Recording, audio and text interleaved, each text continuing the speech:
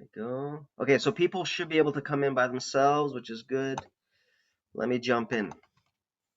All right, so we're talking about God the Father. I did a sermon on this early on, but we only kind of, just because of time, we kind of went quickly through it. What we're going to look at for the next 3 weeks is the three parts of God, right? So the Father, the Son, the Holy Spirit, and two main things about each one. The first one is what's their primary role? So what position did they choose to, I guess, inherit? Um, and then the second one is what sacrifice did they make? Because what we're going to see is each part of the Godhead, each part of the Trinity, makes a sacrifice for our salvation. All right? Which, when you think about it, is kind of insane. Now, I think, Sam, I think we spoke about this a while back, right? About when exactly they chose this, we don't know, right? We know it's before the earth. We know it's at some point they realized, okay, this is going to happen, right? Sin is going to enter the universe, not just the earth, right? Because it starts with Satan. But because of sin, we have to become these three things, right? We have to encompass these three roles or three jobs, which each come with their own sacrifice, all right? Which they're with their own kind of limitations, I guess. Um, so it's crazy to think that, you know, way back, probably at the beginning of creation, and I'm talking about like creation of everything. um, God already made up this plan. They said, listen, in the future, this is going to happen. So we'll take on these three roles for when that happens, we'll be ready for it, right? We'll have the plan ready to go. Because there's a couple of verses, we'll probably look at them next week, that talk about the idea that the plan of salvation is like from the beginning, right? Um, so it's just a little crazy to think that the way the universe sees God is very much based on us. And that might sound a little bit confusing. So think of it this way. I want you to think about yourself. Who are you, right? Um, and when we say that, what we're really asking is, what does the world see when they see you, right? How does the world recognize you? Or in other words, what do I present to the world? What do I show the world for the world to think what they think of me, right? We all do that, right? We all kind of create this persona of who we are. Um, so, I can look at any one of you and I have my idea of who you are, but that's very limited to who you actually are. You're much deeper than that. God is the exact same way, right? God is this infinite being of character and everything else. Um, and he also had to decide, okay, how do I present myself to the universe? In his case, it's very unique because it's literally, how do I present myself to my creations, right? How am I going to present myself in every way? So physically, mentally, spiritually, subconsciously, how do I shape myself so that they can understand who I am in their limited capacity, right? Um, at some point, God had to decide that, right? And we spoke a little bit about this last week. The idea of, okay, once I create the universe, I have to create myself within that universe. So how do we do that? What are we going to be like?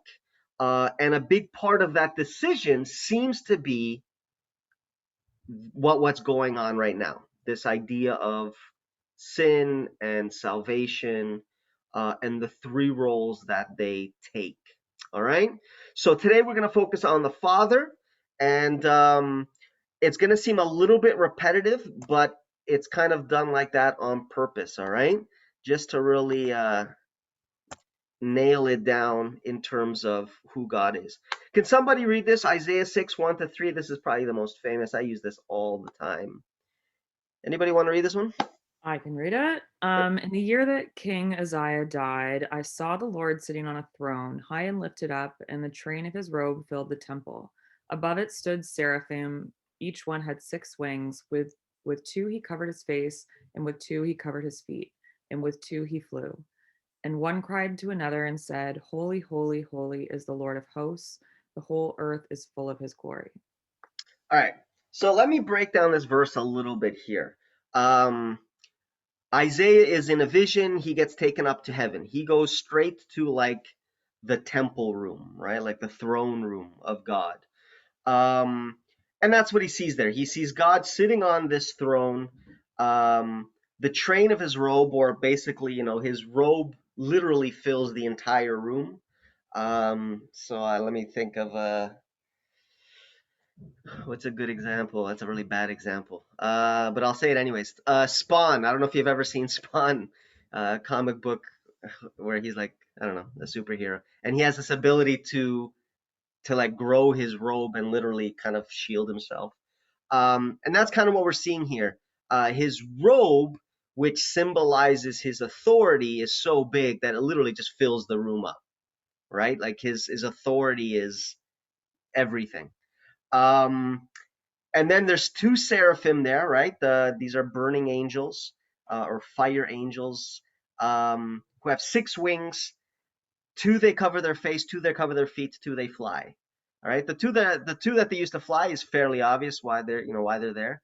Um, but the idea of these seraphim covering their faces and their feet is a sign of respect. It's basically a way of saying we're not worthy to show our face before God, kind of a thing. Very similar to back in the olden days with kings, where you had to look at the floor. You couldn't just look at the king, right? He was too important for that. He was too majestic or holy or whatever. Except in this case, it's actually God, right? So it's actually accurate. Except the angels are allowed to, right? The angels are pure, they're holy, they can look at the face of God. This is the decision that they make in terms of their reverence to God. If you want to compare that to ourselves, a couple of times in the Bible it says that when we're in the presence of God or of Jesus, that we throw our crowns at the feet of Jesus, right? It's not that we have to do that. It's the symbolism of we feel so humbled in front of him, right? That anything that makes us special, we throw at him, right? We're not special. I'm not worthy to wear a crown in front of you, right? So I put my crown at your feet. That's kind of what these angels are doing. It's this sign of respect that God is so much higher than even the angels, right? Any questions here in terms of this here? Feel free to just take it off mute if you have any questions at any time. Um, the main thing, though, is God is sitting on a throne. All right. Now compare that with the next verse. Someone want to read this? Psalms 9, 7, and 8. Anyone else out there? Oh, we got someone else coming in. Yeah, I could. All right, go ahead.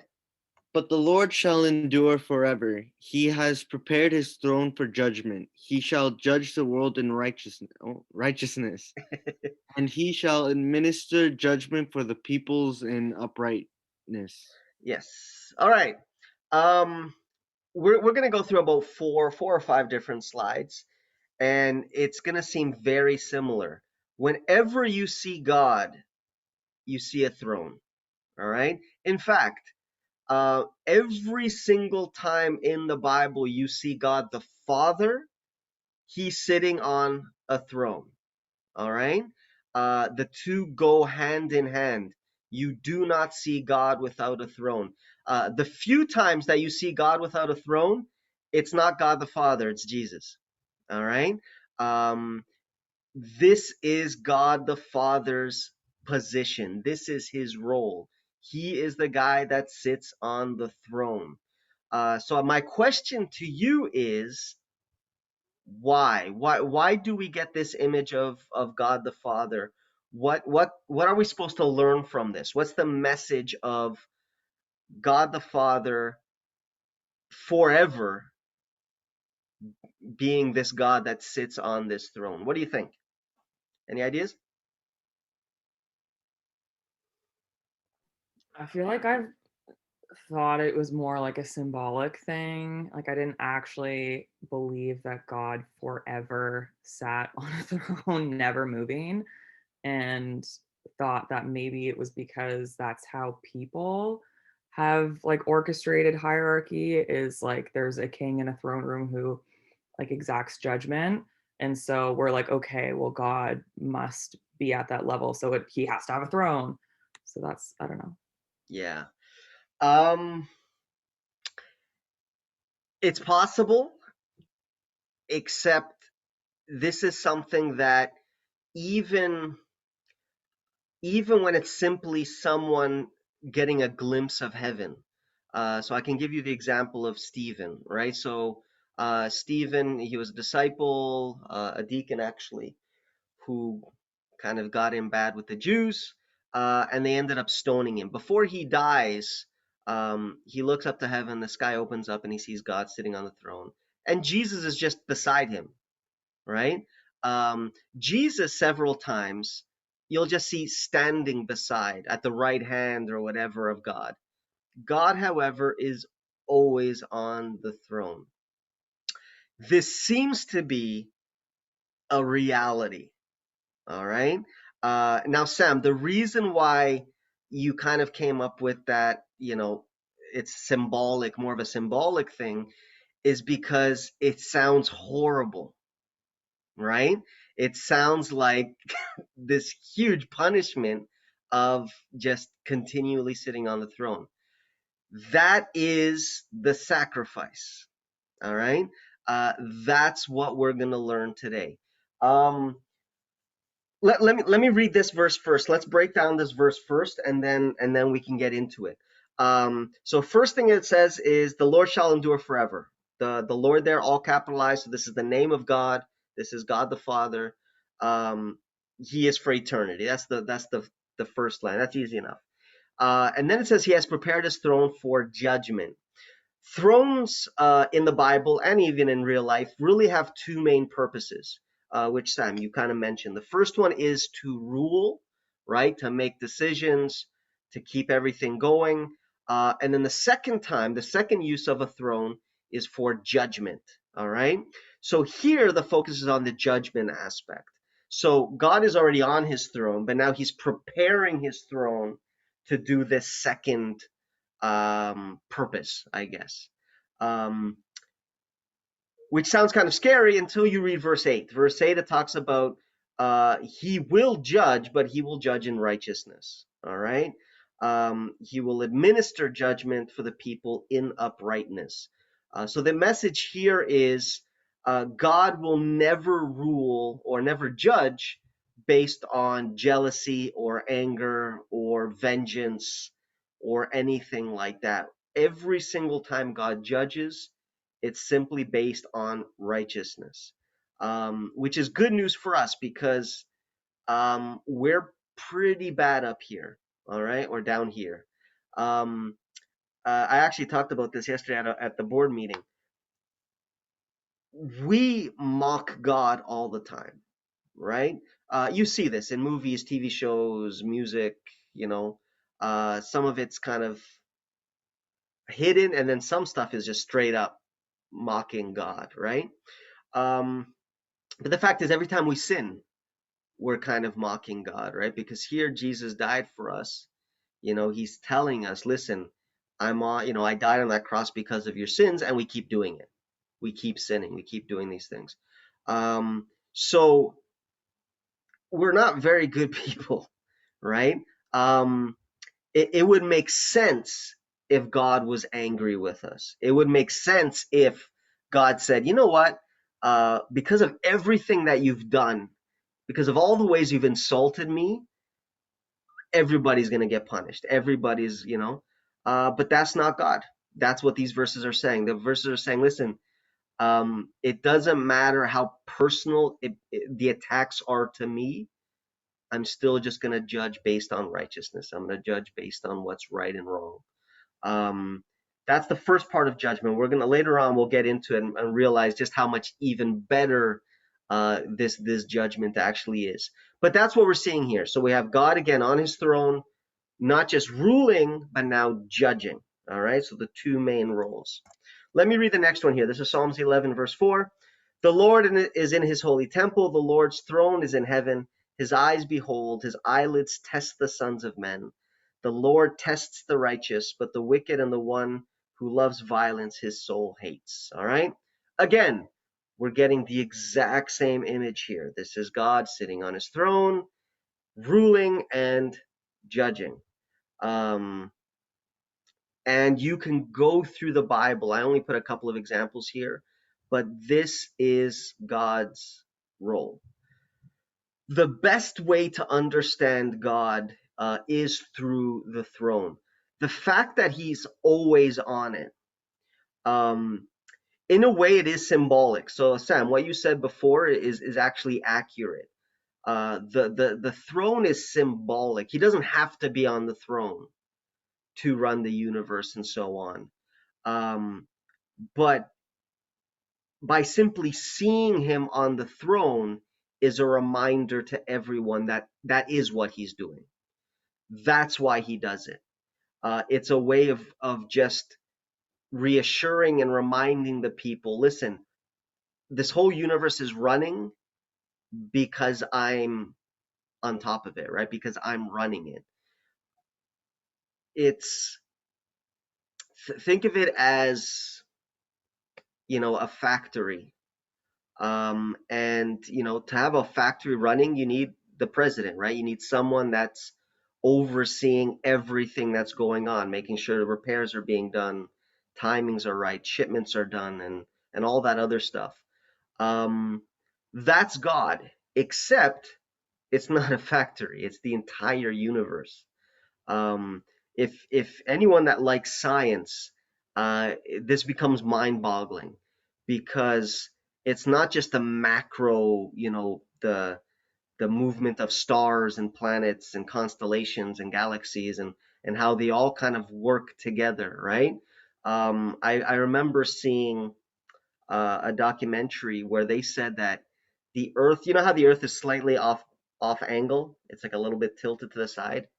If it was tilted either direction by 2 or 3 degrees, there would be no life on Earth. Like everything would just everything would die.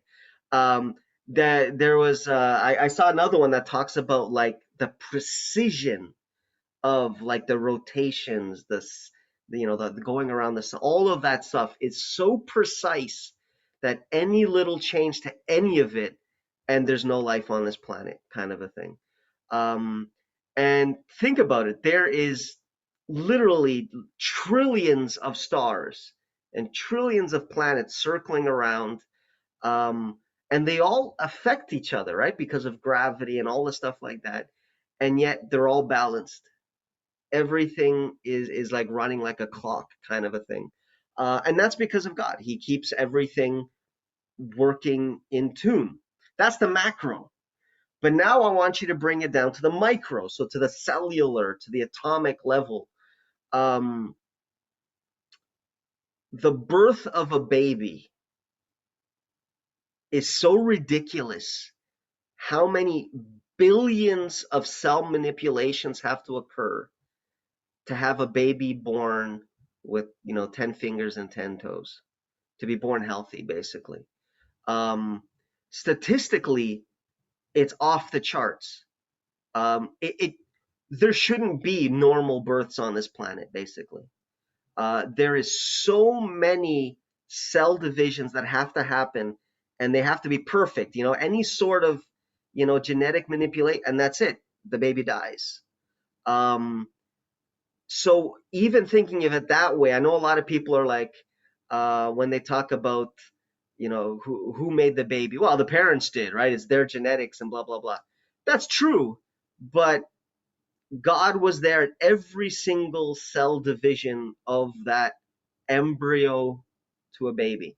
He had to be there at every single stage of the way, so that the baby is born, right, and is healthy.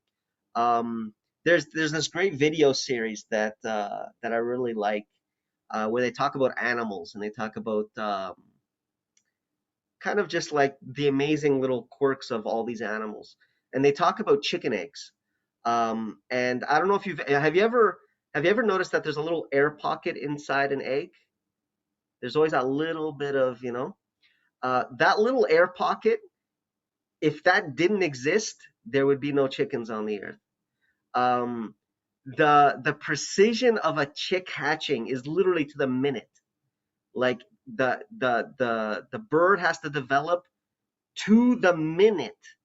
And in fact, the shell of an egg is porous, right? So they can breathe through the shell. But once the chick reaches the maturity inside the egg, there's not enough air coming in to sustain the chick. And the chick needs about 15 minutes to be able to peck through the shell and breathe. That 15 minutes is that little air sac. It needs that little air sac. It needs to burst it to get enough oxygen to be able to break through the shell. It's literally within 15 minutes. That's all it gets. So everything has to be exactly perfect to reach that. So again, it just shows you how precise God has to create every living thing that exists on this planet. And then everything that isn't alive, the planets and stars and everything else. Um, God is literally dealing with that every second of every day. Hence, he's on the throne and never gets off. God never finishes his day. Since the first thing he created, God the Father has not stopped working. He works day and night, 24 hours a day, 7 days a week, 365 days a year. He has never taken a day off. He's never rested.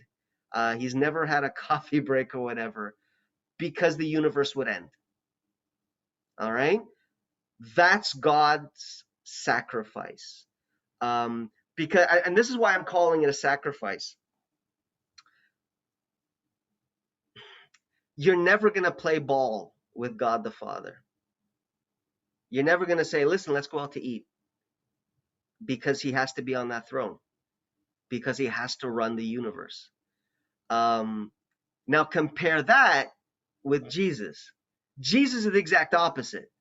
Jesus is always moving, always somewhere different, always doing something different. He has fun. Jesus plays. He goes out to eat. When Jesus was here on earth, a lot of people don't recognize this, but Jesus spent more time at parties than at church when he was here on this planet. All right.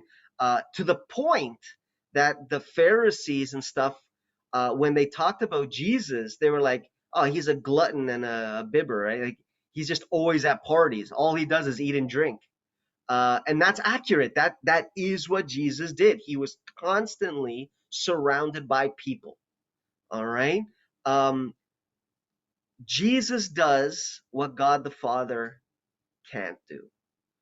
The joy, and this is where it's going to be hard for you to grasp. All right. But this is the solution, Sam, to your original problem. Because everything that I've just said makes it worse, right? Like, literally, God has never stopped working. God's entertainment, his joy,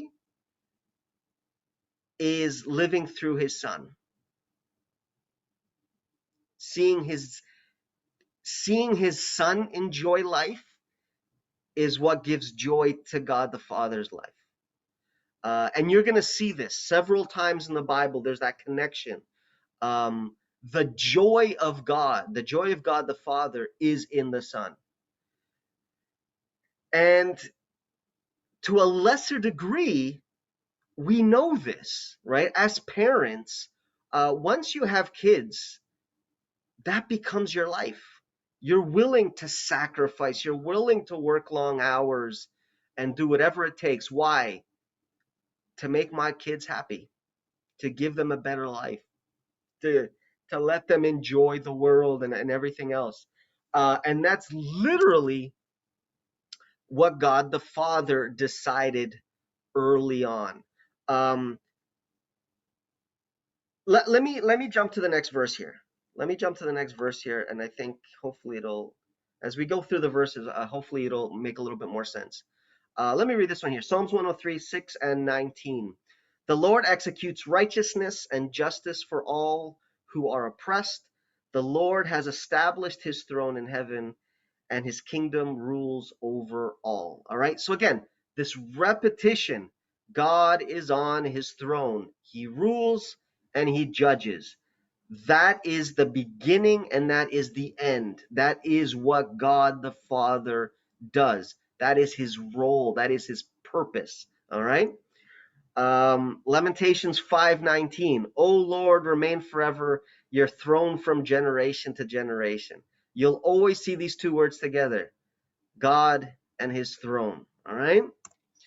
Acts 7:48 and 49. However, the Most High does not dwell in temples made with hands, as the prophet says, heaven is my throne.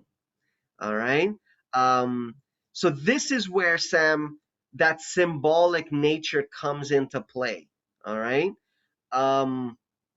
Yes, God has his throne, but here's where we have to realize that God isn't human and heaven isn't earth. Here on earth, if you have a throne, it just sits there, right? It never moves. It's just that's the throne in the throne room, that stuff. Here it's saying that heaven is God's throne. The easiest way to understand that is in Ezekiel. It talks about, it's a really weird image, but it talks about God sitting on a throne, and then there's these angels around him again. But his throne, underneath his throne, the Ezekiel, and probably because he had no idea what he was looking at, but he says that underneath the throne there was wheels within wheels. All right, these strange kind of gyrating wheels. And because the wheels moved in every direction, the throne could move in every direction. It moved up, down, left, right, forward, and backward. So the throne of God is movable. So literally, he could be anywhere, but he'll still always be sitting. Again, to let us understand, I'm still working. So even though maybe I'm going down the street now, maybe I'm going to go visit someone or whatever, but I'm still working. I'm continually working. I never stop.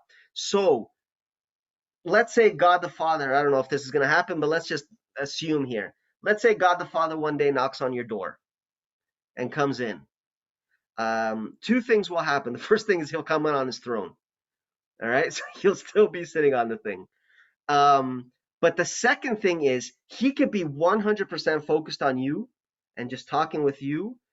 But because he's on the throne, in the back of your mind, you're like, okay, he's talking to me, but he's still running the universe. So even though it looks like he's 100% on me, he's still also 100% working. That's what that throne represents.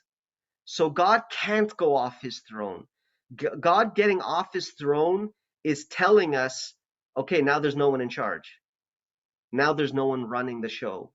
And so because of that, God makes the decision to be on the throne. Now, go ahead, Sam, go ahead. Okay, so just trying to like poke holes in this. So in a way, if the throne can move, can we like imagine this as being like someone in a wheelchair, for lack of a better visual, where they can technically do all the other things, they just always must be seated in this chair, but he can go anywhere. Like he's not confined as much as I thought he was confined. That's what Ezekiel says. When you read Ezekiel, the throne can go anywhere in every direction. So he's not limited at all. So he can go. Well, for instance, let's look at the second coming, right? So right now, God is there in heaven on his throne, right? Like we know. When God comes to the earth, now Jesus is going to be coming, right, surrounded with his angels. But God comes down sitting on his throne, right? Like he's still sitting on it. Because even though I'm 100% focused on the resurrection, saving the people, da da da, at the same time, God can't help it. He also has to be thinking about the planets and the stars and things being created and cells and atoms, and he constantly has to keep everything running. All right? Therefore, he sits on this throne. Now, God is God. He could stand up and still do all of those things. All right. Realize, and maybe it is symbolic, Sam. Maybe you're right. Maybe when we get up there, the throne is just a symbol for us to recognize that he's in charge. Um, the reason why I push towards a physical aspect of it is because that's what the Bible simply says. You know, every single time it emphasizes this idea of the throne. If you want to get into Ellen White, the exact same thing. God is always sitting on his throne. Jesus is different. Jesus is standing up, going here, going there, walking with people, all of that stuff. God, no. God the Father always sitting on his throne. And probably again, just as a reminder, not because he needs to, but because we need to see him on the throne. Go ahead, Sam. So, okay, sorry, one last question, and I'm sure you'll get into this more when we get into Jesus and the Holy Spirit. But if, like, this will never happen, but if there was some need for Jesus to tag team onto this throne because, God wanted to go do something else, um, does Jesus have that Yes, he does. ability, or did he give it up because he's part man now? No, he absolutely could. Okay. He absolutely could take over. But this is where we go back to the original, my original thing.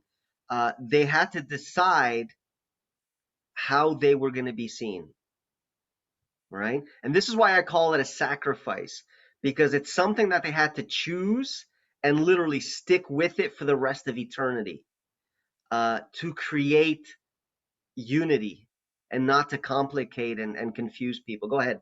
Okay. This actually just made me think of, um, so, okay, sorry, let me just collect my thoughts. So, if you're saying that God the Father, the Holy Spirit, and Jesus like came up with this kind of dividing of roles at the very beginning of time, knowing that it would be needed after the fall, but in a way, the fall was almost caused because of this division and hierarchy and this perceived hierarchy where Satan saw himself at the same level as Jesus Mhm. because of that division. So how does that make sense? Why would they?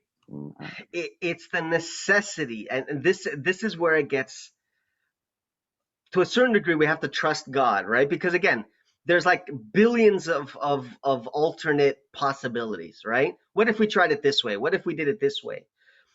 If all three of them had simply decided, you know what, we'll all take this God the Father role. We run the universe. So we're these ultimate powers, we sit on our thrones, and we just tell the universe to be. All created life would lack the ability to have an intimate relationship. That is the purpose of Jesus. This is what we're going to study next week. So where God the Father, we need God the Father to to reinforce in our minds that God is in ultimate control. God is literally running everything. We need that. We need that stability. We need that that reality that says he's sitting on the throne, someone is taking care of this. And I'll compare that with the pandemic. and this is where the whole weak leadership and strong leadership. The reason Trudeau comes outside every day and speaks to reporters and stuff is to give that image. Listen, somebody's in control. I'm here. You can be safe. You can depend on the fact that somebody is running the show, right? It's not just out there. So somebody had to take this role. All right. The problem with this role is that it's very cold, right? Because it has to be this idea of he's above us, right? He's this ultimate power, which has to be kind of concentrating on everything that's going on.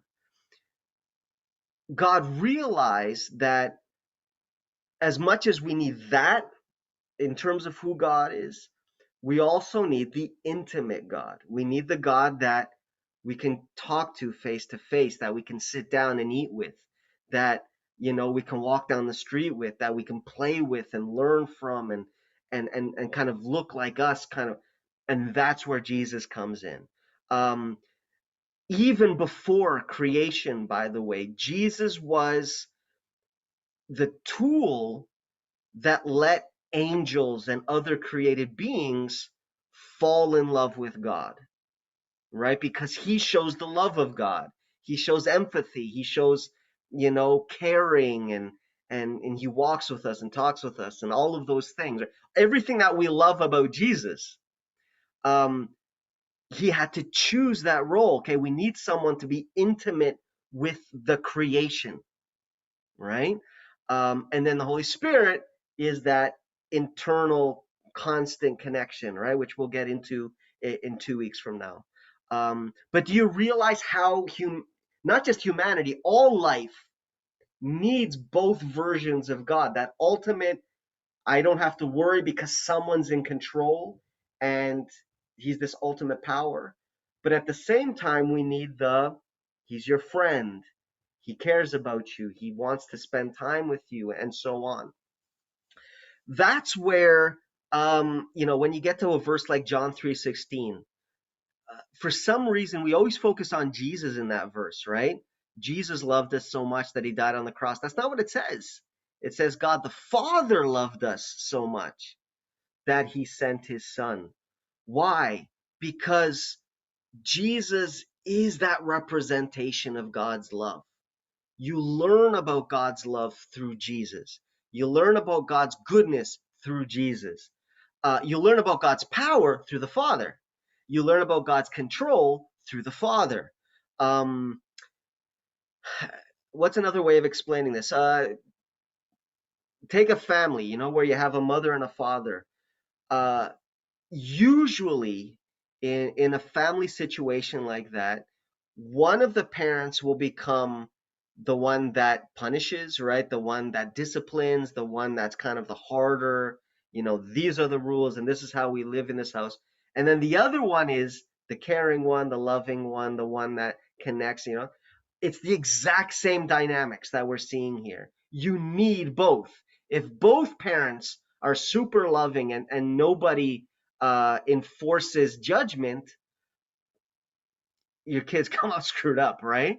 Because they have no barriers, they have no thing. At the same time, if both parents are, like dictators, it also screws up the kids because there's no relationship, there's no love, there's no caring. And with God, it's the exact same thing.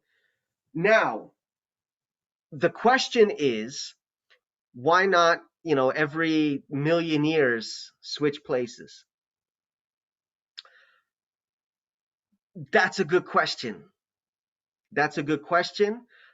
This is where it comes down to, again, the idea of simply trusting God in the fact that he chose the right way of explaining who he is.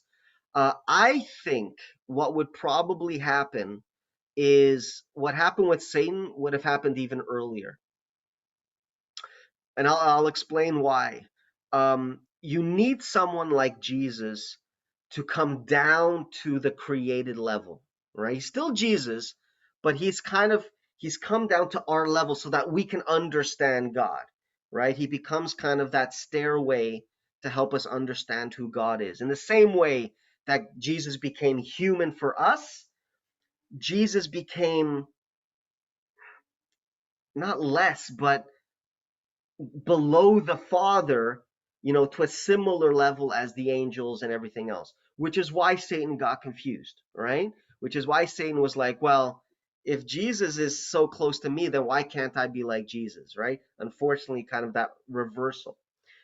Now imagine if every million years they swapped. So Jesus, for a million years, is at Satan's level, and then suddenly Jesus becomes the father figure, and the father becomes there. Satan would be like, "Whoa! If you can switch, so can I." Right? If you have the ability to go up and down, then so can I. Why can't I go up? So that's where I think that they probably had to decide. No, it has to stay steady, otherwise, it's going to be more confusing in the long run than if we simply take our roles and stick with them, right? I will take the role as like the big CEO.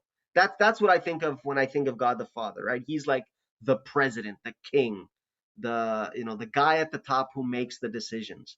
Um, for instance, when you read Genesis 1, I don't know if you've ever wondered why it's written that way, but it says, God spoke and he made the sky and he made this and this. And then as it got to the end of the day, it says, and God looked at his work and said, it is good. Well, you made it. Of course, you know it's good. Like it's so obvious. Why are you talking to yourself? What's probably happening there is this. God the Father as the king, right, as that head of the head, he goes, Jesus, I want to make a new planet, right? I'm going to make a new creation. I want it to have a sky. I want it to have trees and birds and fish, and then I want to make humans. But God just sits on his throne, right? God just has the ideas. God runs everything, but he doesn't get his hands dirty in that respect, right? He comes up with the ideas, and then Jesus is the one that actually builds it. And that's why in the Bible it says that the Father created, and it says that Jesus created. It's not wrong. They both created. I'll give you an example. An architect designs a house, and then a contractor builds that house, right? Physically. Who built the house?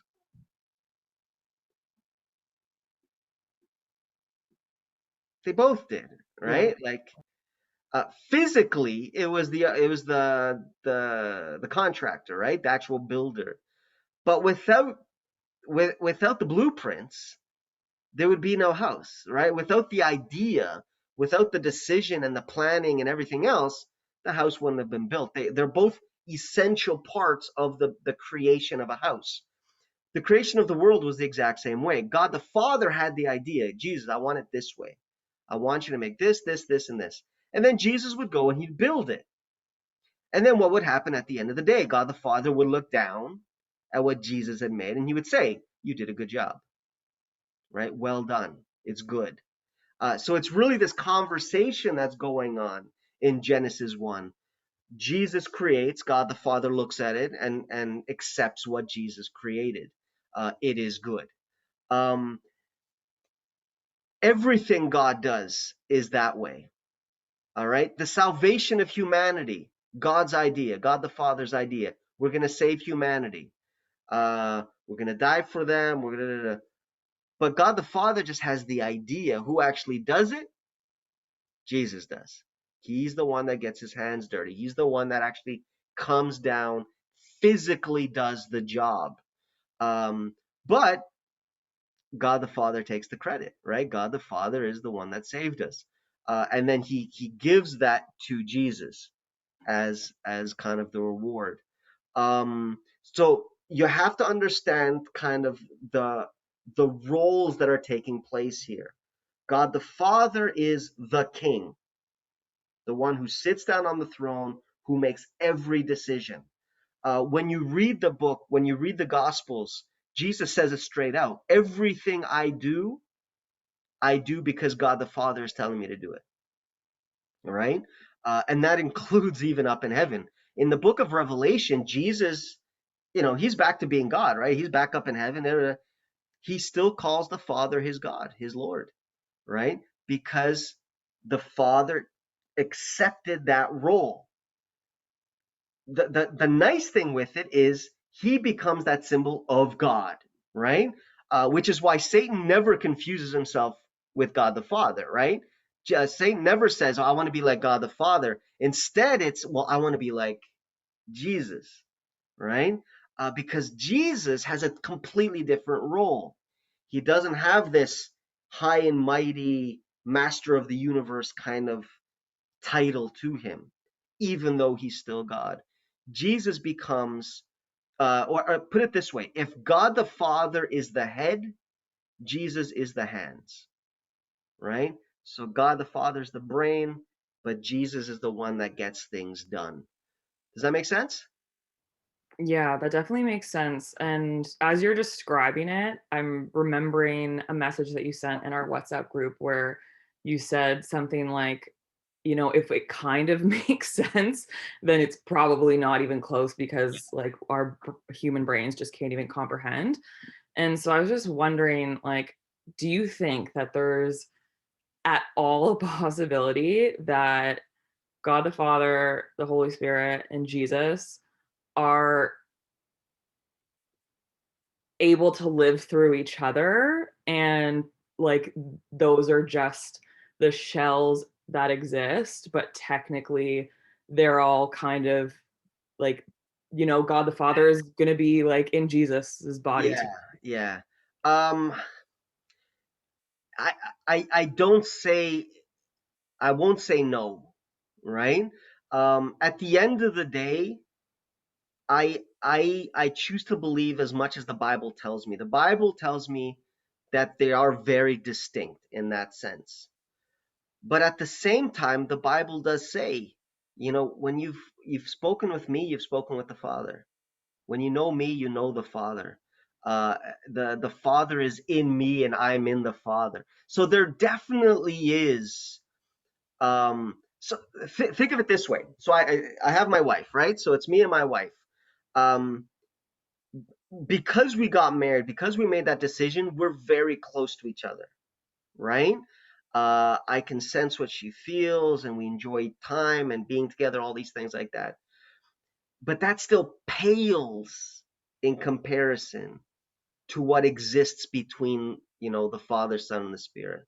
Um, so there might be this thread that just kind of connects them all. So even though they're one, well, okay, even though they're separate, they're distinct, they're also one, right? Um, and yeah, it's complicated, but again, we're not supposed to understand it, Mhm. right? Um, what God isn't is bipolar or whatever. So it's not like there's one and then sometimes he becomes Jesus, sometimes he becomes. We know that's not the case because they exist at the same time, right? It's why I always show the baptism of Jesus because you see all three in three different places, right? Jesus is here on earth, the Holy Spirit is in the dove, and God is up there in heaven. You hear the voice from heaven. So three very distinct physical kind of separations.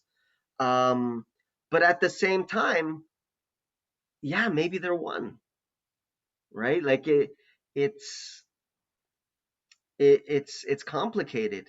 Um, and again, we spoke about this last week. When we go back into before anything was created, they were one, right? Like there was nothing separating them. Even though I still believe they were still distinct in their whatever they are. Um, but physically speaking, there was nothing physical, which means that they were one in that respect. So yeah, I know I wouldn't be surprised if we get up to heaven and it's completely different, right? I wouldn't be surprised if we get to heaven and there's no throne. Jesus, the God, the Father, the Holy Spirit is a completely different thing. And I'm okay with that. I have no problems with that. What I believe is God decided to show himself in this way, and he wants us to accept him in this way. Maybe because of our limitations, and he can't tell us the truth yet, or maybe because this is reality. Either way, I simply decide, okay, if this is what you want me to believe, then this is what I'll believe, right? Um, that's why I don't, I get what you were saying, the idea, what if it's like da, da, da, da. When it comes to God, the less speculating, the better. Mhm. It's easier just to kind of, okay, this is what God is telling us, so let's just accept it, because if there's anyone that can explain who he is, it's him. No one else can. So let's just take what he's telling us. Mhm. Now, going back to your idea of the role reversals, though, God actually does do that, all right? Which is the last 3 slides. So let me go here. So now we're going to focus more on the judgment aspect. So remember, God the Father has 2 primary roles: running the universe, making sure everything's ticking on time, and then judging, right? Judging, by the way, is really more focused because of sin. After sin, theoretically, he's still the judge, but there's nothing to judge, right? So this is primarily temporary at this point. Um, but because God the Father, that is his primary role, it should help us to understand these 2 verses that Jesus says here, right? So Matthew 7, 1 to 2 says this: Judge not that you be not judged.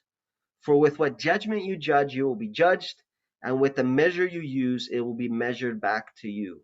All right?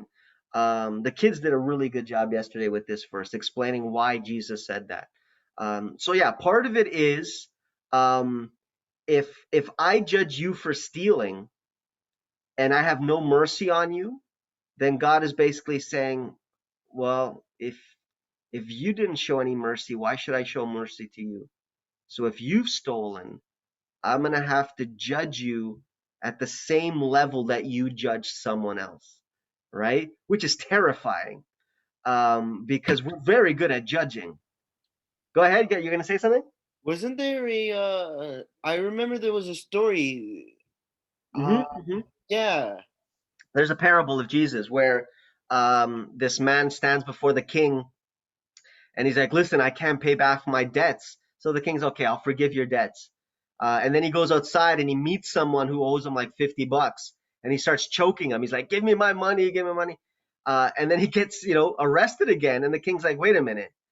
I forgave your debt, which was like more than you could ever pay off. It was more than a lifetime's worth of debt. And I showed you complete mercy. And then you go and you strangle someone for owing you $50. And the king changes his mind. He says, you know what? Because you didn't have mercy, I'm not going to have mercy on you either. So it's terrifying when you think about how many times we judge people, and realize, oh man, God is going to put that back on me, right? Which really emphasizes the idea of just not judging, right? Having mercy. Now, there are times that we are supposed to judge. That's separate, right? There's times where God literally tells us, as a church or whatever, to judge, but always on the side of mercy. That should always be our slant. We should always be more merciful than condemning. The other reason, though, that this verse becomes so important is the second you do it, you're putting your place on that throne. And if you think about that, what was Satan's sin? He wanted to be on that throne. So literally, when we judge people without mercy, we become Satan. We literally copy the original sin up there in heaven. Um, and so probably like the last role model you want to have is Satan, right? So it's a strong message. It's Jesus saying, listen, um, sometimes it feels like it's nothing, right? Oh, I'm just judging someone, but they deserve it because I'm right. And God is saying, listen, that's not your place, right? Sometimes you are right. You should still show mercy, right? Now, obviously, there's exceptions, but in general, the general rule is Don't judge unless you're ready to be judged back, right? Unless you're ready to have that same judgment put into your face, because that's God's role. That is God the Father's one of his primary roles, and by doing that, we're putting ourselves in God's place, right? Which is an obvious problem. This is where we get the role reversal. All right, so I'll read this one because it's long. John 5, it's not 22, it's 20 to 23.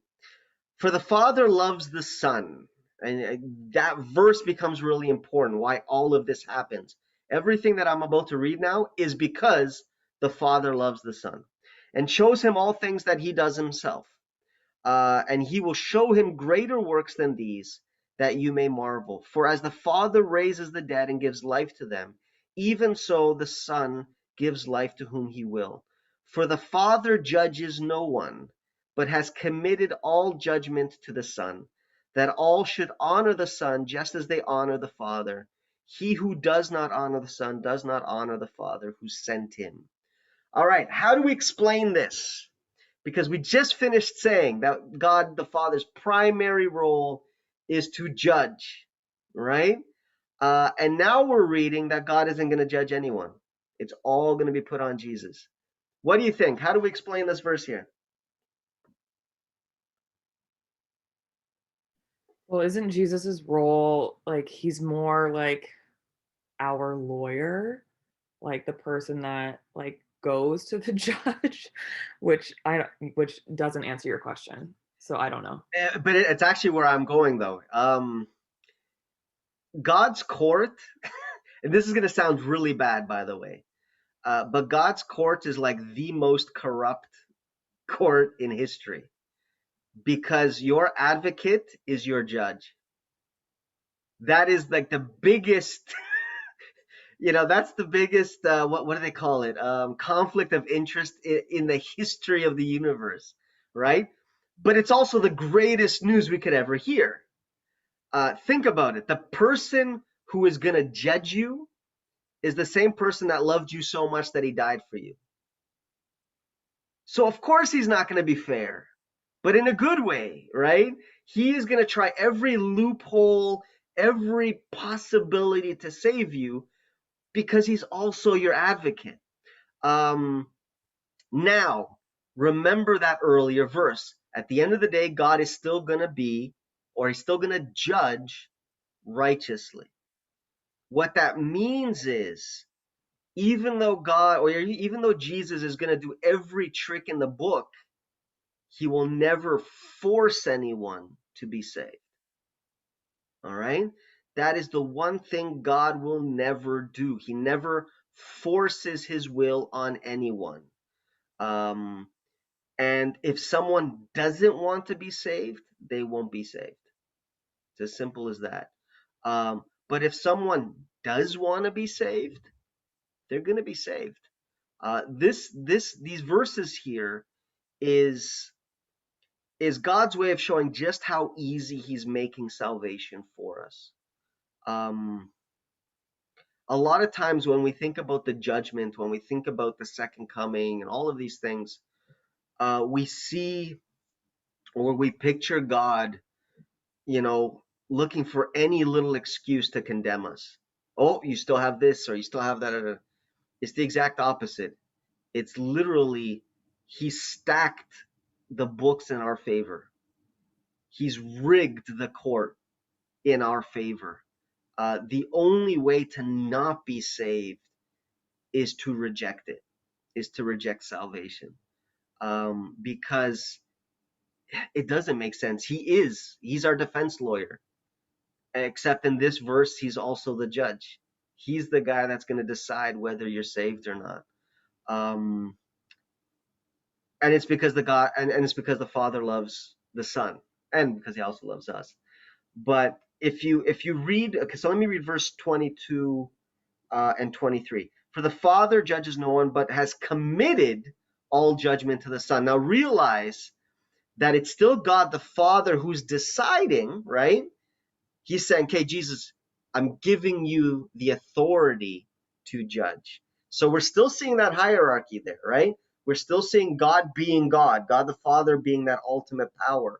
But he's basically saying, show the universe that you can do it because you're God, right? Because you are God, you have this ability to judge. And I want people not just to honor me, but I want them to honor you as well, right? That's why in verse 23 it says that all should honor the Son just as they honor the Father. This is God's way of saying, yes, Jesus walks among you. Yes, he eats at your table and you play soccer together or baseball, whatever it is, right? But realize that he is still God, right? He still has that authority to judge, to raise the dead, and all these other things. So it's God's way of if you've read Ellen White with the conflict there of how Satan begins, you actually see this at the same time, right? Where God actually kind of presents Jesus and says, listen, he is God. Don't be confused by it. It's always that thing of lifting Jesus up again. So, which I think is done to avoid what ends up happening with Satan, right? Except with Satan, it didn't work, right? He still had that desire because of the closeness that Jesus had. Um, but here we have a role reversal, right? It's God's job, God the Father's job to do this, but he says, no, I'm going to give it to Jesus. Now, one of the reasons why is because he's our advocate. He's trying to make it as easy as possible. The second reason why is the other, well, not the other, it's part of that sacrifice that God the Father does. Because God the Father has to show or present that idea of the ultimate God, right? Like the head, this guy that sits on the throne. Um, he does become cold. He does become separate, kind of like, you see that distance. We see that in the first verse. The angels who could look at God don't, right? They cover their eyes, they cover their feet. They don't do that with Jesus. With Jesus, they talk to him face to face. With God the Father, because of that image that God the Father is presenting, which is accurate, that is who God the Father is, they still kind of have that reverence, right? That because of that, there is that separation between God the Father and his created beings, right? Jesus, on the other hand, is completely different. Jesus knows exactly what it's like to be human because he became human, right? He became hungry, thirsty, he got hurt, he suffered, he was tempted, um, tempted to the extreme, right? He knows exactly what it's like to be human. He knows how hard it is to resist sin, to live surrounded by sin and all of that stuff. Therefore, God the Father says, listen, if anybody should judge them, it's you, right? Because you know what they're going through. You have a deeper connection with humanity than I do. Therefore, you're the better judge. You'll have more mercy on them because you know the limitations of being a human. Does that make sense? It's again, it's another way that God is making it easier for us. You can't say, well, God, you're condemning me because you don't understand. You don't know how hard it is. None of us can say that because Jesus is going to be the one. And Jesus can say, no, I know exactly what it's like. I know exactly how hard it is. But I also know that you had the chance to say yes, right? I made it as easy as possible. So it makes salvation easier, but it also makes condemnation just black and white. There's no way of arguing against it because the guy that's gonna at the end of the day has to condemn you, um, he gave you every chance and he knows that you could have said yes, right? He knows that you could have made that choice. You had it in you to do that because he knows what it's like to be human. Does that make sense? It's kind of hard. We're talking about God the Father, but you always end up talking about Jesus. And the reason is, again, because he's that connection. We understand God the Father through the Son, right? That's how we get to know God the Father. Um, God the Father is just as loving, just as funny, just as playful as Jesus is. He just can't show it, right? He has to be that ultimate God. Um, it's for me, it's sad. For me, when I think about the sacrifice that all three have to make, this is a brutal one, right? Which is again, Sam, why at the beginning there you were like, well no, he's got to be able to get off the throne. I mean, go for a walk, go, do something. Um, but it's because we want God to relax, but God can't relax, and we have to realize that.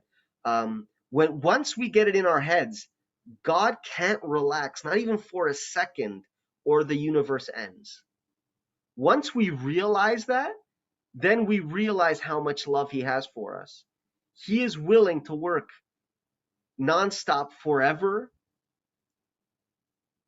to give us a home, to give us life, right? That's huge. That's huge in terms of who God is then, of who God the Father is. He's more than willing to do that. And to keep that image so that we can always never get scared. Imagine one day going to the throne room and God's not there. You would freak out. You'd be like, whoa, who's in charge? What's going on? Like, who's taking care of the universe? So Because of that. Go ahead. okay, so it's basically like a father who is trying to get it, well, has a job to support his family practically. Yep. It's that father that says, listen, I'm willing to work overtime and be tired all day and because I want you to have a better life. That was God's sacrifice. When they decided, okay, who's going to be what? That's what God decided. Listen, I'll be that distant. I don't like to say cold because I think when we get to heaven, God isn't going to be cold. I don't think he is going to be distant. Um, but we will never have the same relationship with the Father than we'll have with the Son. We'll always be closer to Jesus than God the Father because it's Jesus that we're going to spend time with. He's the one that we're going to be joking with and singing with and having going to a party with and all of this stuff. Jesus is there having fun while God the Father's at work, sitting on his throne. Um I think it's going to make us love God the Father more because we're going to realize that he's doing that for us. Um and Sam, this is where it goes back to there is a connection between them. When Jesus is happy, when Jesus is having fun, God is feeling that. God is feeling that joy as if he's there.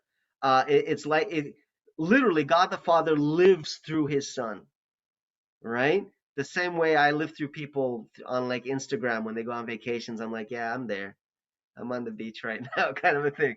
Um, but that's from what the Bible is teaching us, right? Again, we might get there, it might be completely different, but what the Bible teaches is God is very much that father role, the one that works overtime, the one that is always working um, to give us a better life, right?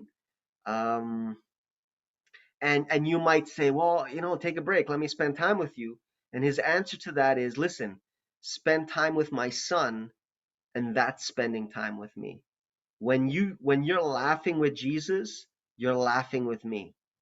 When you're talking with Jesus, you're talking, and that's literally what Jesus says, right? When you speak to me, when you're spending time with me, you're spending time with the Father. So there has to be that connection there, that literally God is living through his Son, which really, by the way, completely changes the meaning of John 3:16. When it says that God so loved the world that he gave his only begotten son, not only does God, not only is God connected to Jesus in the happy times, when Jesus is laughing and celebrating, he's also connected in the bad times. When Jesus died on that cross, God the Father felt all of that, right? He felt every moment, every pain, every tear, they are connected. What happens to one is happening to the other. Um, but he was willing, to do it. It's again, it's one of those things that the more you spend time with it, the more you realize just how much God sacrifices for us and loves us. Um, but this is a huge one. But it doesn't end here. This is where it gets crazy now. So God the Father is the judge, right?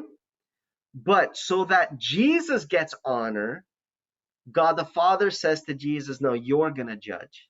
You're going to be the one that judges. But then Jesus looks at us and says, you know what? I want you guys to be honored too. So I'm not going to judge either. The judgment is going to end with you guys. And this is where we go to Revelation 20. All right. So Revelation 20, this is after the thousand, or this is the beginning of the 1,000 years, right? God is going to take the saved, bring them up to heaven for 1,000 years. What do we do during those 1,000 years? This right here. Verse 4. And I saw thrones, and they sat on them. This is everyone that's going to be saved. And judgment was committed. Remember what it said? God the Father committed judgment to the Son. Well, now the Son is committing judgment to us, right? To everyone that's saved. Then I saw the souls of those who had been beheaded for the witness of Jesus and for the word of God, who had not worshipped the beast or his image, and had not received his mark on their foreheads or on their hands. And they lived and reigned with Christ for 1,000 years. All right, so what is Jesus doing here? The same way that God was like, listen, I want Jesus to be honored, therefore I'm going to pass the judgment to him. Jesus does the exact same thing to us. He wants to really seal the universe by saying, listen, these people are children of God now. They are a royal priesthood. They are princes and princesses, right? And to prove it, to show the universe that, I'm allowing them to judge. Kind of. All right. There's a little caveat here. God is already judged, right? Because he's already saved. He's already, raised up those that he's chosen as the saved, right? So he's already made his two groups. The judgment that we're given is kind of just like a second opinion kind of a thing, right? Just like a way of confirming that God's judgment was just. Um, it's kind of amazing. God is basically saying, listen, the books are open. Go through everything. If you think I've made a mistake, bring it up and we'll discuss it. Like he's giving us that authority.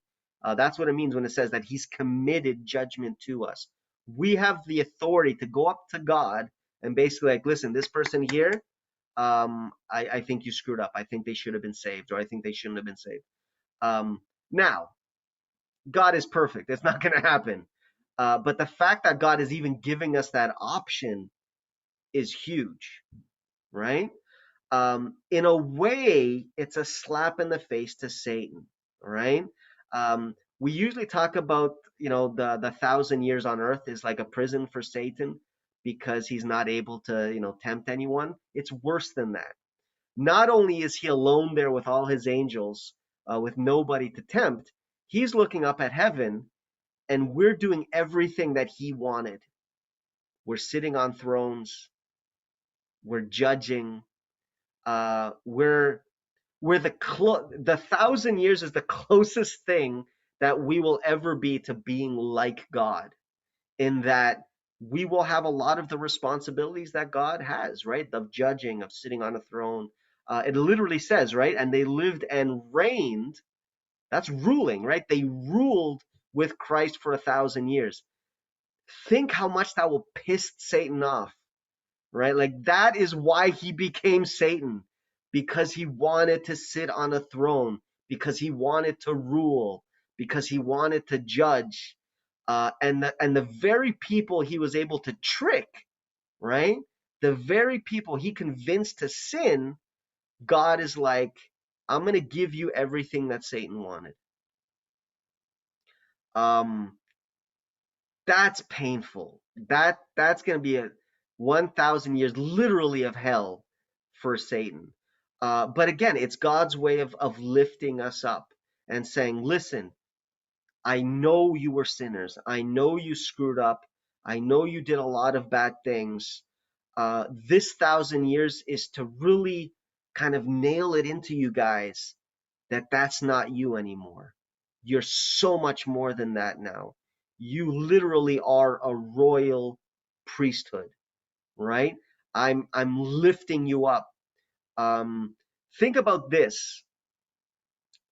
Angels don't get this right. Angels don't judge. Angels don't rule. Angels don't, um, human beings are given this right. This is really God's way. Now, again, from what the Bible seems to say, it's 1,000 years, and then things go kind of to normal, right? But it's really God's way of saying, listen, I don't want anyone to think that they don't deserve to be here. I don't want anyone to think that they shouldn't be here or that they're not worthy. I'm purposefully lifting you guys up kind of higher than you deserve so that you guys will believe me that you are special. Sam? It's interesting that you're phrasing it from that perspective, because I almost feel like it's God giving us the lens to look through Mhm. to actually understand why the judgment was made. Because like as we're talking about this, I'm trying to imagine what that would be like, how painful it is for me as one human being to think about people that I love not being in heaven, Yeah. and having to read through those books and wanting God to be wrong, like trying to put myself in God's position where he has to do that like billions times over. Yeah. So yeah, I guess I never read that thinking that it was God putting us on this pedestal, but almost God being like, look, like this is like I'm I bringing. think I think what you're saying is completely accurate too. In fact, I would even push it further. So think of someone that you love, right? Think of a loved one. Now, obviously, it's horrible, but imagine they don't make it, all right? Imagine they don't make it to heaven. You're gonna be, and rightfully so, you're gonna be like, no, this can't be right, right? God made a mistake. I gotta look up the book. I gotta see because I love whoever it is, right? I love this person. Um, I, I know they made the right choice. I know that when you open up the book, what's gonna be most shocking is when you realize that as much as you love that person, when you start going through the book, because the book isn't just going to show their screw ups. The book is going to show every single thing that God did to try to save that person. God is going to show you the limits that he went. And as you go through that book, what you're actually going to end up with is, wow, God actually loved this person even more than I did. And that's when it hits you. If it's hurting me this much that they weren't saved, how much is it hurting God? How much is it hurting God to not have this person here? He literally went to the ends of the universe. He literally went to hell. He died to try to save this person, and they still said no. Um, when we go through the books, half of it is to see other people's lives. The other half is to empathize with God because it's a brutal job. It's a brutal. Um, imagine this. Imagine having to condemn your own kids because that's exactly what God's going to have to do. He's going to have to let his own children die. Um, and there's millions of them. And it's not like us where, after 10 we lose count of, we don't know, we can't remember our own kids' names, kind of a thing. He knows every single one of them, right? Um, it always reminds me of, I don't know if you know the story of David and Saul, but when Saul was like the bad king, right? He wanted to kill David, but David never let him. Even though he had times to kill Saul, he never did it. And then he finally got a report that Saul died. David cried for days. It was his. It was literally his mortal enemy. Like Saul was the guy that had rage for David, but David loved him. It was his king, right? That's that's what I feel what God is going to go through on that day. Um, God is going to suffer more than anybody else in the universe because he has to say goodbye, to literally millions. I mean, God is going to cry over Satan. He still loves Satan, right? Like he created him perfect. Uh, and again, when you read Ellen White, you realize that, Jesus had a close relationship with Satan, right? Like Satan was very close to the Godhead. He worked right beside them, so they knew each other more than even other angels. So to have that angel and to be the one that has to destroy him at the end is going to be brutal. It's going to be brutal for God. And I think going through the books is our way of never being angry with God. Because I think a lot of people have this idea, I'm going to be angry with God if I get there and so didn't make it. Because we have this idea in our head that we love that person more than God does. Like God is indifferent to that person. That's why we open up the books, because we're going to realize it's the exact opposite. He's going to suffer a lot more. Like even if it's your own child, it will still pale in comparison your suffering to God's suffering. Um, and so it's unless you really kind of stop and you think about it and you realize what it's going to be like, um, we don't give God enough credit for this whole plan that He's had to do. There's just layers of sacrifice, of kind of decisions that they've had to make, which they don't want to make. You know, there's a verse when we talk about death and hell and stuff like that. We're actually going to talk about a verse where it literally says the hellfire was not created for humanity. It was created for the devil and his angels. That those are the only beings that should die in the judgment day. And yet there's going to be millions of people who shouldn't be there. And yet God at the end is the ultimate, you know, guy responsible, and he's the one that has to pull the trigger, kind of a thing. It's going to be brutal. It's going to be very, very hard for God. I always tell people, we read Revelation, and there's that one verse that says there's no more crying or weeping and stuff, right? You know that verse.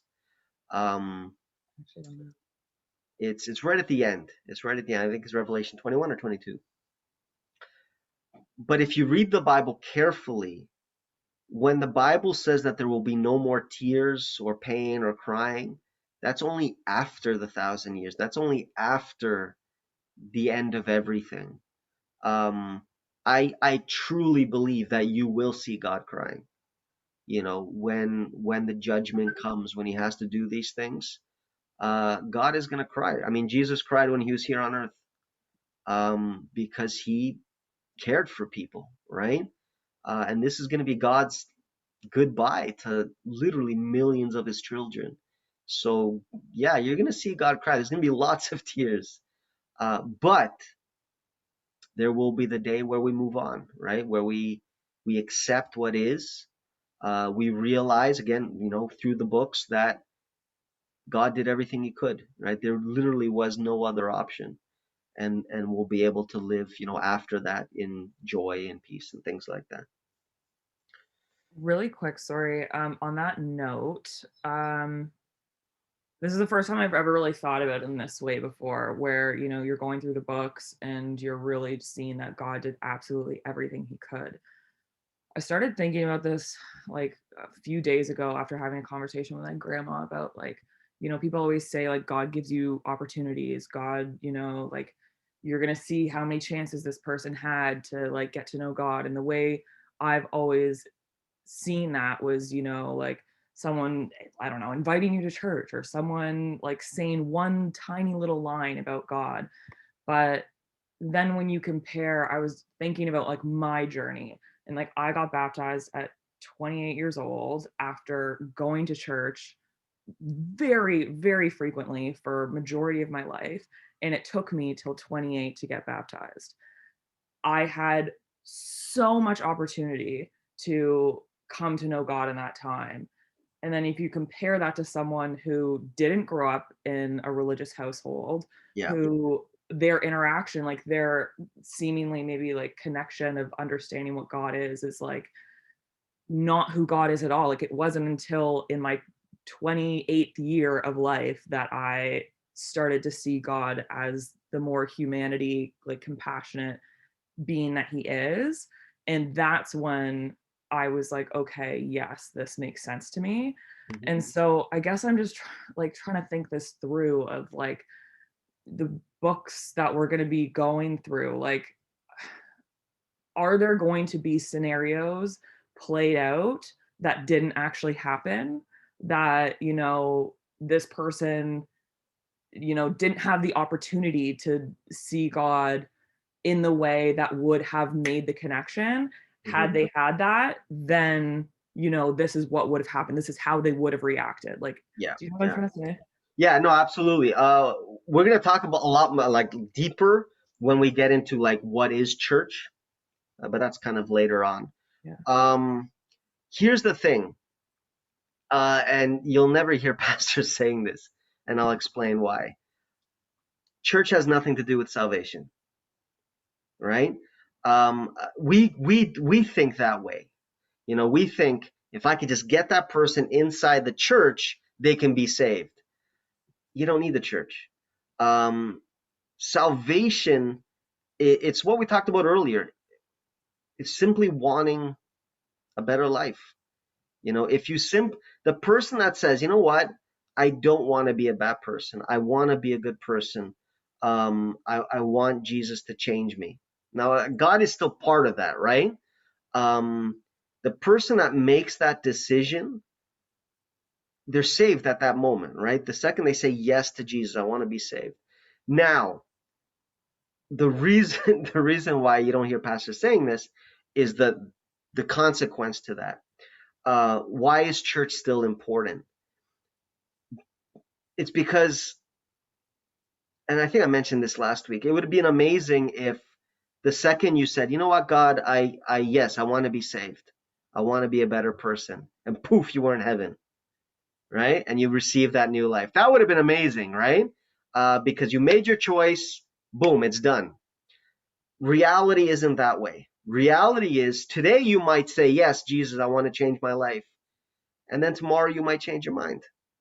Tomorrow the devil might tempt you here or there, whatever. And the fact is, the devil will never stop.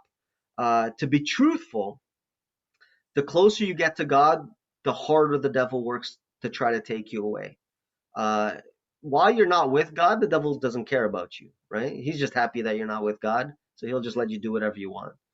The second you start saying yes to God, that's when he puts his interests on you. That's where he's like, oh, okay, I might be losing this one, so let me emphasize here.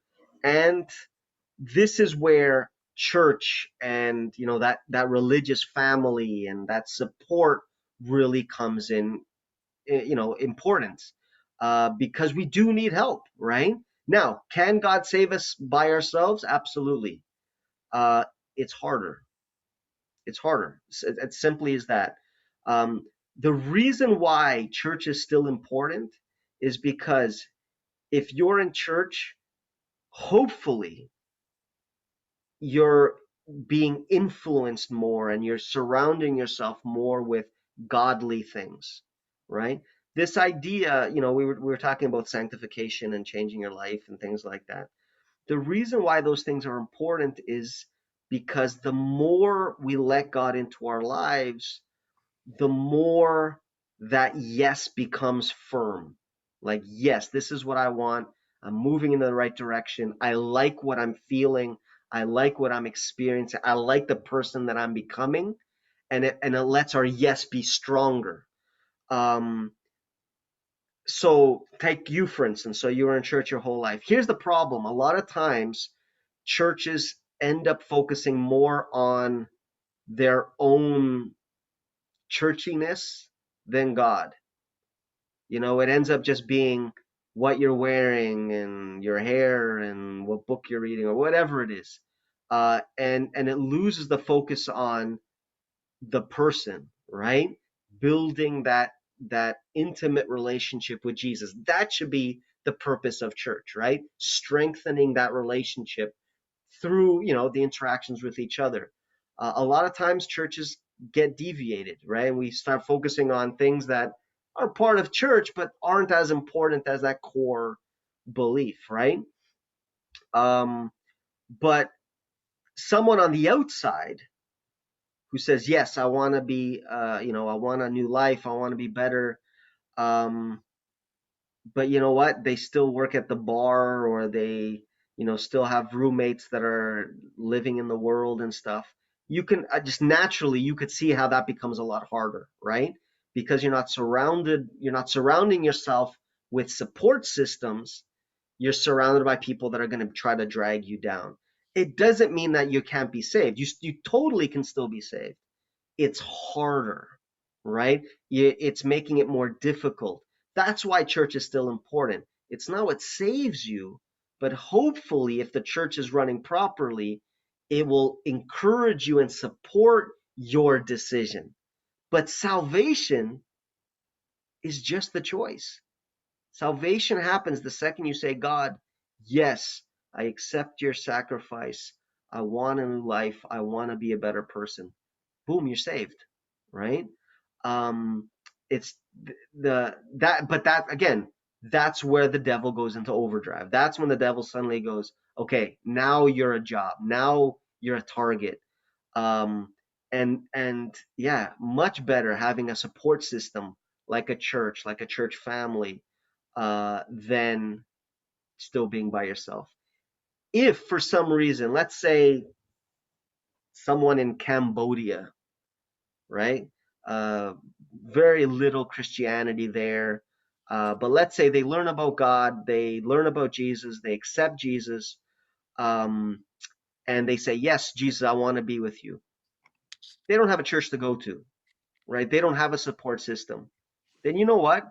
God will do miracles. God will work in that person and give that support that that person needs, without a church. So again, you don't need the church, but if the church is available, then use it. Don't be stupid, right? Like don't make it harder for yourself to remain within that.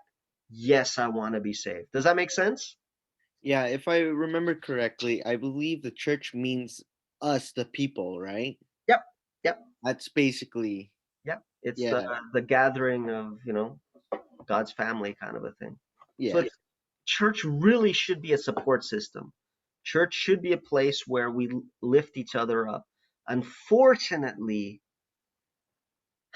a lot of times church ends up being the place where there's more judgment than anywhere else, right? Unfortunately, that does happen a lot. Um, but I don't know. I don't even know how to explain that. It's just the reality, right? But I think that's just human nature, unfortunately. A lot of times, what ends up happening is, you go to church, you do improve your life, right? People that go to church are a lot better than they were before, but they almost seem to forget what they went through, and they just want everyone to reach their level in that one Sabbath, right? Like you should be up here already. At which point you should say, well, but how long did it take you to get up there? right? Shouldn't it take me that long too? Like, shouldn't I have to grow and learn and, you know? So a lot of times it's not that they do it on purpose. It's not that they're doing it for negative reasons, but a lot of times church members seem to forget the past, their own path, and try to force people up to their level, right? Because again, they might not even be wrong. But again, are you supporting? Are you uplifting? Or are you doing the exact opposite, right? Are you putting people down?